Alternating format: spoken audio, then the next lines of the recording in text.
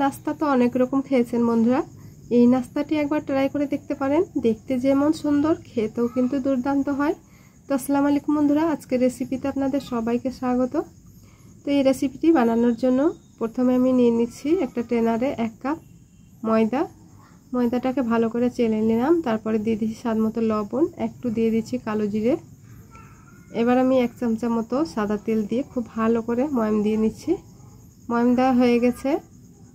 হাতে মুঠো করলে একদম মুঠো হয়ে যাবে আর সহজে ঝুরো হয়ে যাবে।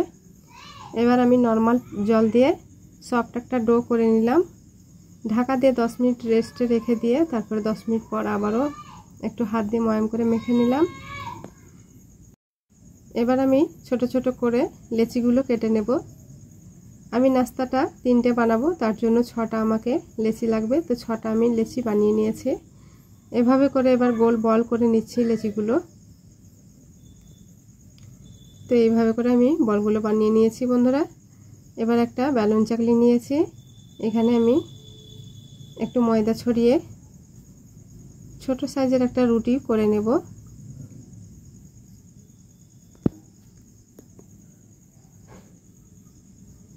এভাবে করে আমি বেলে নিচ্ছি।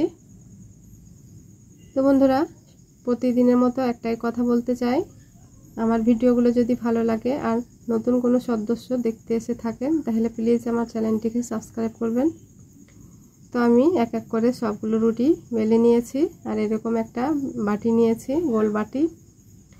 এতে করে খুব ভালো করে আমি রুটিটাকে বসিয়ে দিলাম। এরপর আমি করব কি, যে আমি এখানে ডিম নিয়েছি, একটা ডিম দিয়ে দিব ভেঙে। একটু কাঁটা চামচ দিয়ে ভেঙে নিচ্ছি ডিমটাকে। এবার দিয়ে দিচ্ছি গাজর কুচি আর দিয়ে দিচ্ছি পেঁয়াজ কুচি। তারপরে দিয়ে দিব টমেটো কুচি, ক্যাপসিকাম কুচি, কাঁচা লঙ্কা কুচি আর দিয়ে দেব স্বাদ মতো লবণ। একটু দিয়ে দেব জিরে গুঁড়ো আর একটু গোলমরিচের গুঁড়ো, এগুলো সামান্য করে দিচ্ছি। আর সামান্য একটু চিলি ফ্লেক্স দিয়ে হালকা হাতে নেড়ে চেড়ে মিশিয়ে নিচ্ছি মশলাটাকে। এবার উপর থেকে একটা আবারও রুটি বসিয়ে নিচ্ছি।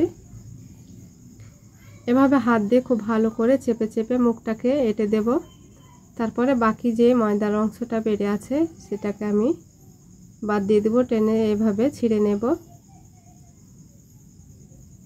এই নাস্তাটা বানানো যতটা সহজ, খেতে তো দুর্দান্ত হয়। সকালে স্কুলের টিফিনে বাচ্চাদের এই নাস্তাগুলো বানিয়ে দিতে পারেন, বাচ্চারা কিন্তু খুবই খুশি হয়ে নাস্তাগুলো খাবে। তো এবার আমি কড়াই চাপিয়ে দিয়েছি চুলোয় আর দিয়ে দিলাম সাদা তেল। তেলটাকে মিডিয়াম গরম হলেই আমি নাস্তাটাকে এভাবে বাটিটা উল্টে আমি দিয়ে দিচ্ছি। দিয়ে একদম লো টু মিডিয়াম আছে আমি কিছুক্ষণ সময় ধরে ভেজে নেব। এক পিঠ হালকা ভাজা হলে আবারও উল্টে দিচ্ছি, আবারও এক পিঠ আবারও উল্টে দিচ্ছি। এভাবে করে আমি উল্টে পাল্টে এরকম ব্রাউন কালার করে ভেজে নিয়েছি বন্ধুরা। তুলে নিলাম, আবারও একটা নাস্তা দিয়ে দিলাম। এবার আমার সবগুলো নাস্তা রেডি হয়ে গেছে, একটা প্লেটে সার্ভ করে নিচ্ছি। আর এই যে দেখুন বন্ধুরা, কি অপূর্ব লাগছে তাই না বন্ধুরা। একটা আমি আপনাদেরকে কেটে দেখাচ্ছি ভিতরটা কতটা জুসি আর ইয়ামি হয়েছে। এই যে দেখুন, ডিমের পুরে ভরা একদম সবজিতে, দেখতেই পাচ্ছেন দুর্দান্ত লাগছে। তো বন্ধুরা, আশা করছি ভিডিওটি ভালো লেগেছে। ভালো লাগলে অবশ্যই লাইক কমেন্ট শেয়ার করতে ভুলবেন না।